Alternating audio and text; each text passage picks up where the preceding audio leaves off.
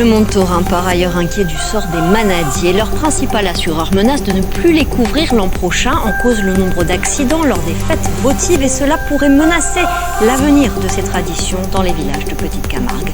Laurent Baumel, Stéphane Taponi.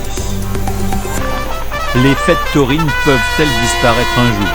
Ce moment de liesse populaire, de jeu avec les taureaux et les chevaux, fait partie depuis bien longtemps de l'ADN des villages du sud de l'Hérault et du Gard. Mais face à la recrudescence des accidents avec les spectateurs, le principal assureur des manadiers menace. Nicolas Vitou est éleveur de vaches camarguaises, un passionné qui travaille dur tous les jours de l'année pour vivre ces moments quand arrive le printemps. Ça fait 40 ans que je suis manadier, il faudrait vraiment que les assureurs comprennent ce que c'est ce métier et tout ce qui en découle autour. Donc nous, on ne comprend pas, parce que pour nous, justement, il n'y a pas que les chiffres. S'il n'y avait que les chiffres, on n'aurait pas une manade. Seuls 7,5% des contentieux engagés le sont pour accidents corporels. Le jeu entre spectateurs et gardiens est un rituel et c'est bien ces situations qui peuvent parfois dégénérer. C'est jamais la faute d'un manadier, c'est les échappes.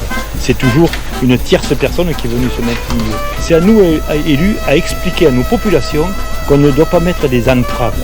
On doit pouvoir rentrer au milieu des taureaux, s'amuser, mais ne pas mettre des entraves physiques. Un député de l'Hérault veut modifier la loi pour que les manadiers ne soient plus les seuls responsables en cas d'accident.